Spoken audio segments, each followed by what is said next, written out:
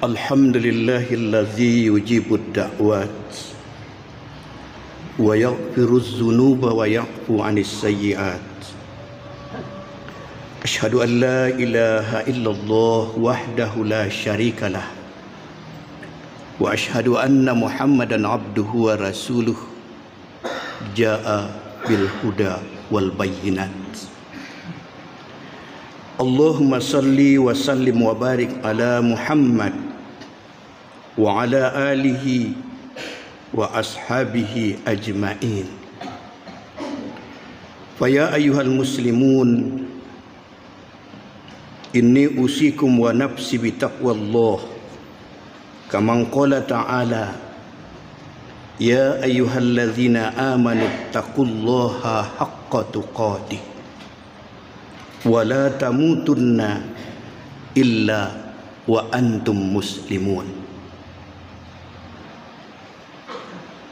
Wa qala ta'ala fil Qur'anil Karim, a'udzu billahi minasy syaithanir rajim. Bismillahirrahmanirrahim. Hal ataka hadisul ghasyiyah,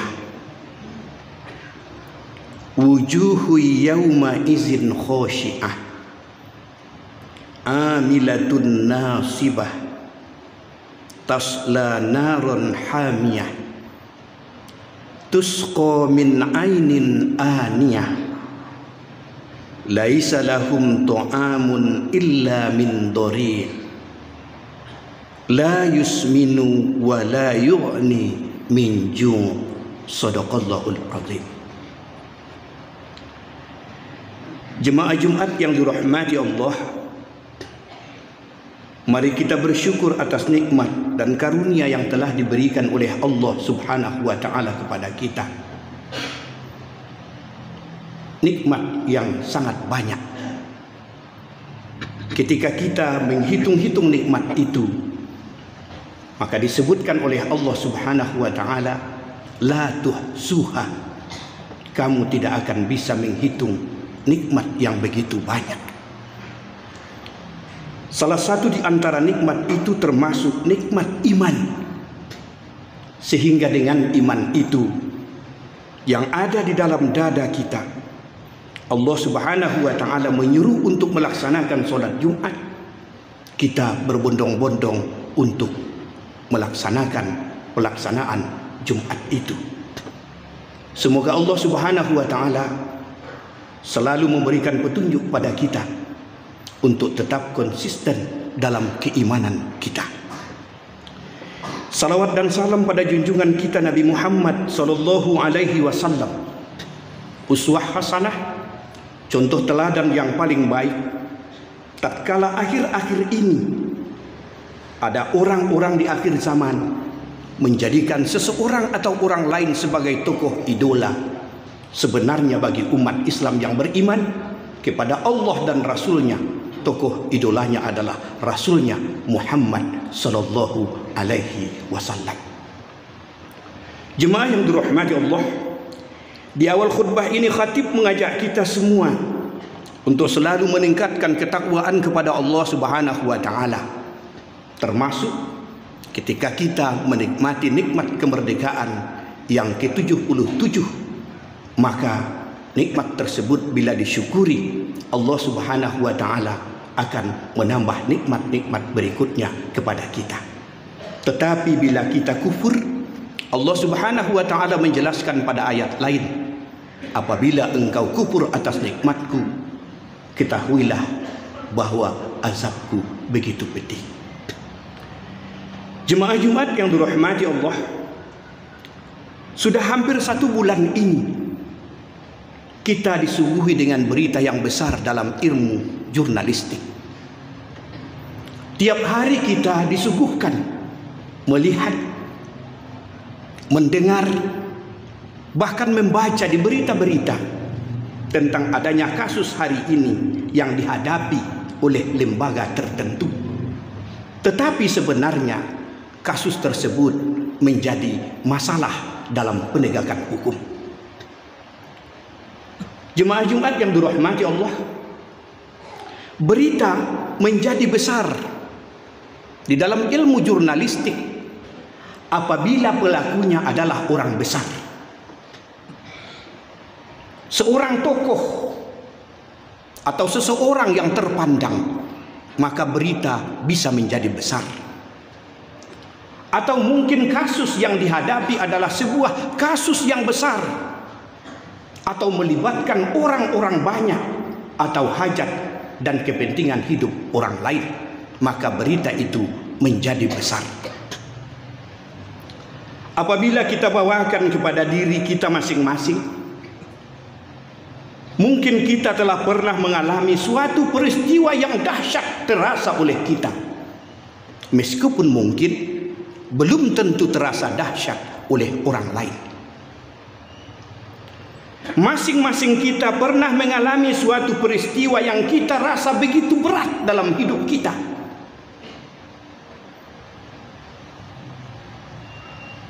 Mungkin begitu luar biasa terasa, di mana itu apabila orang-orang yang beriman ia jadikan sebagai cobaan, maka itu berarti akan menambah tingkatan keimanannya bila ia berhasil melalui masalah yang ia hadapi.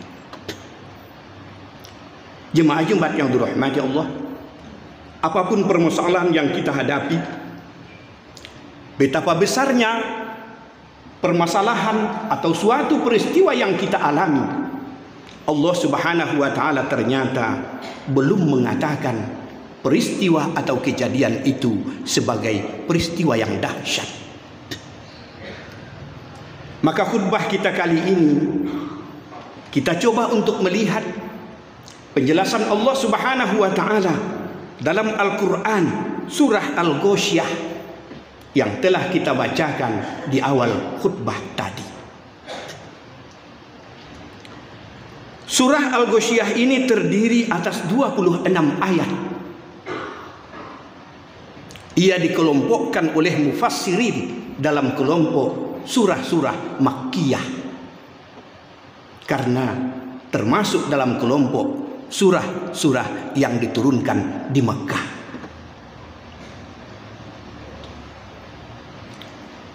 Surah ini diturunkan setelah surah Az-Zariyat.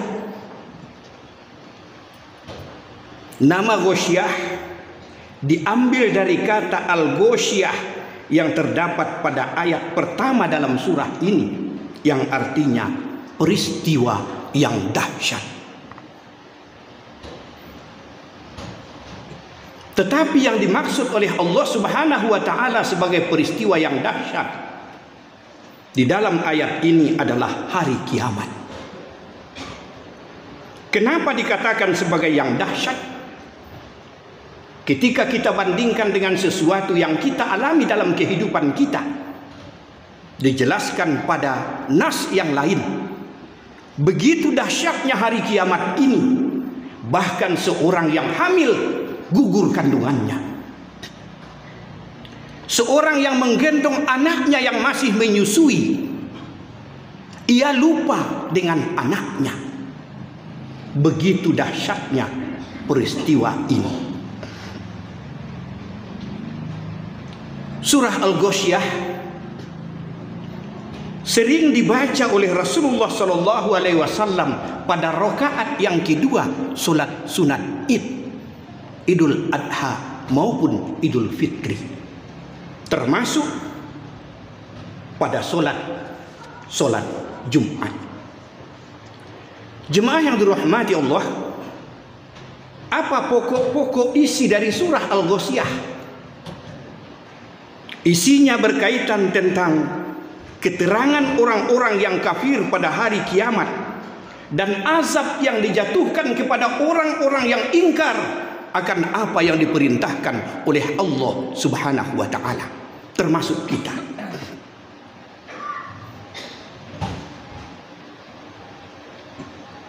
Surah ini juga berkaitan tentang keterangan orang-orang yang beriman serta keadaan surga. yang diberikan kepada mereka sebagai balasan dari apa yang mereka kerjakan mematuhi perintah Allah Subhanahu wa ta'ala. Ia berisi juga tentang perintah Allah Subhanahu wa ta'ala kepada kita untuk memperhatikan keajaiban ciptaan Allah Subhanahu wa ta'ala. Seperti misalnya ketika Allah Subhanahu wa ta'ala menjelaskan pada ayat lain bahwa Allah Subhanahu wa ta'ala menciptakan langit dan bumi dalam masa 7 hari atau 7 masa. Peristiwa ini begitu dahsyat, maka diperintahkan kepada kita untuk memperhatikan ciptaan Allah, jangan memikirkan tentang penciptanya.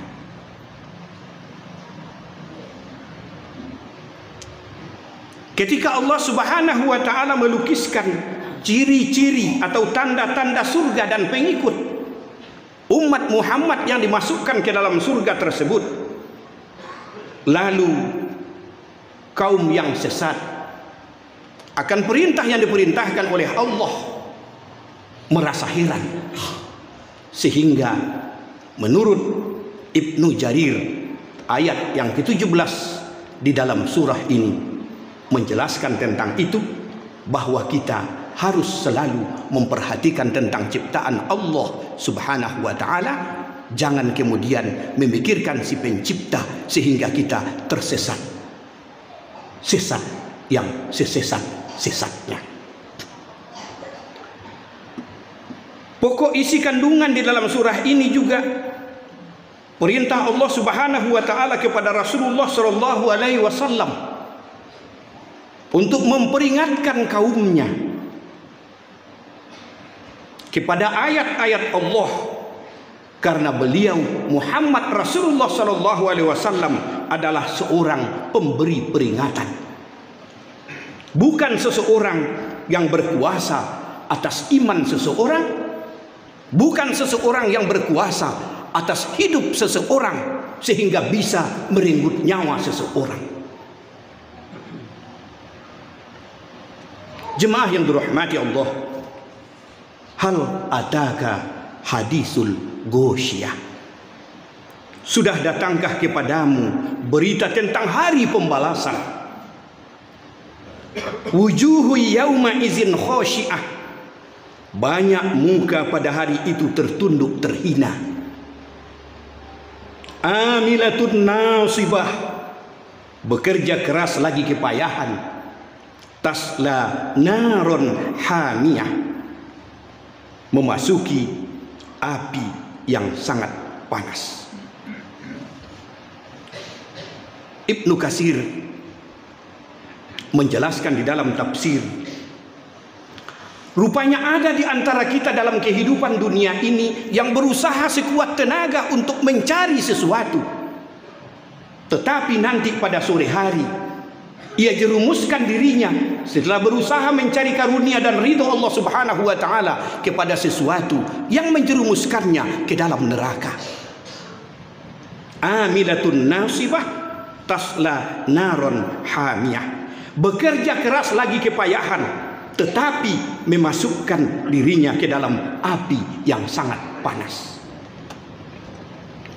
Ada di antara kita yang berusaha sekuat tenaga sejak pagi sampai sore hari, terkadang tidak melihat orang di tengah kampung. Setelah ia dapat hasil pada sore harinya, ia habiskan malamnya di meja judi, ia habiskan malamnya di tempat-tempat narkotika. Ia berusaha sekuat tenaga, tetapi kemudian pada malam harinya ia habiskan untuk menjauh dari rahmat dan ridho Allah Subhanahu wa ta'ala. Orang yang seperti ini tusqa min ainin aniyah, diberi minum dengan air dari sumber yang sangat panas. Laisa lahum ta'amun illa min dori, mereka tiada memperoleh makanan selain pohon yang berduri di dalam neraka itu. La yusminu wa la yu'ni min ju', yang tidak menggemukkan dan tidak pula menghilangkan lapar, karena memang makanan yang mereka makan diberikan bukan karena ridhonya Allah Subhanahu wa ta'ala. Jemaah yang dirahmati Allah, kita merasa telah beramal sekuat tenaga dengan amalan yang banyak, tetapi ketika dihisap di hadapan Allah Subhanahu wa taala, amalan yang kita lakukan telah habis dengan perbuatan-perbuatan kita yang cenderung menghabiskan kebaikan-kebaikan yang kita buat. Sama dengan kita yang melaksanakan Jumat pada hari ini,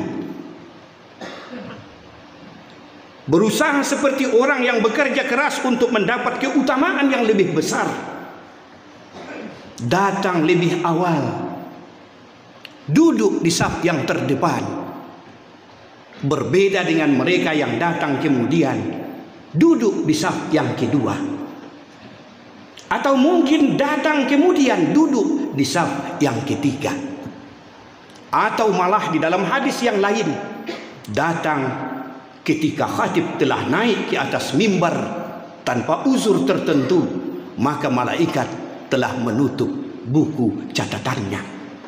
Mereka yang datang kemudian, datang terlambat, hanya memenuhi kewajiban Jumat saja lagi. Tetapi mereka yang datang lebih awal, bila kita bawakan di dalam ayat ini, seolah beramal yang banyak tetapi kemudian habis sirna begitu saja. Itulah mereka datang lebih awal ketika orang-orang yang lain masih bersiap-siap diri duduk di saf yang terdepan, tetapi ia habiskan amalnya itu dengan berbicara saat khatib menyampaikan khutbah. Ia datang lebih awal, tetapi kemudian karena sudah ada orang yang berdiri di depan, tetapi ia memaksakan lagi untuk melangkahi pundak orang yang lain yang telah terlebih dahulu duduk mendengarkan khutbah. Sudah datang terlambat, mau duduk pada barisan saf yang awal, sehingga melangkahi kuduk dan pundak orang-orang yang datang lebih awal. Itulah sebabnya pengurus selalu mengingatkan hadis Rasulullah agar ketika kita datang lebih awal, duduklah pada saf yang di depan, sehingga orang lain tidak menjadi rusak amalannya disebabkan karena ketidakpatuhan kita, mereka melangkahi kuduk kita yang telah datang lebih awal. Atau mungkin ada di antara mereka yang menurut ulama salaf ketika mendengarkan khutbah tidak memiliki adab sama sekali. Ada yang mengangkat kaki kemudian memeluknya, bahkan mengganggu kepada orang lain, mengunjurkan kakinya, sehingga menurut ulama salaf, orang-orang yang seperti ini adalah orang-orang yang tidak memiliki adab ketika mendengarkan khatib menyampaikan khutbah. Jemaah yang dirahmati Allah, mudah-mudahan kita selalu terhindar dari perbuatan-perbuatan yang akan memperlihatkan dosa kita di hadapan manusia, atau mungkin memperlihatkan kelemahan kita. Karena ketahuilah, di dalam ayat lain Allah Subhanahu wa taala menjelaskan perbuatan buruk seseorang atau dosa seseorang, bila tidak ia ungkap atau ia tidak mau mengucapkan dan berbicara kepada orang lain tentang dosanya, nanti dosa-dosanya itu akan diungkap oleh orang lain. Mudah-mudahan khutbah ini ada manfaatnya, terutama bagi khatib sendiri. Fa'tabiru ya ulil absar la'allakum turhamun.